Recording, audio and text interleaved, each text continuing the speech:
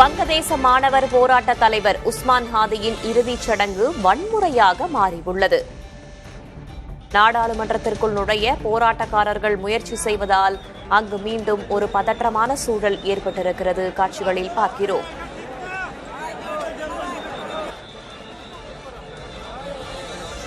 வங்கதேச மாணவர் போராட்ட தலைவர் உஸ்மான் ஹாதியின் இறுதிச் சடங்கு வன்முறையாக மாறியிருக்கிறது. இதனால் வங்கதேசம் மீண்டும் போர்க்களமாகி இருக்கிறது.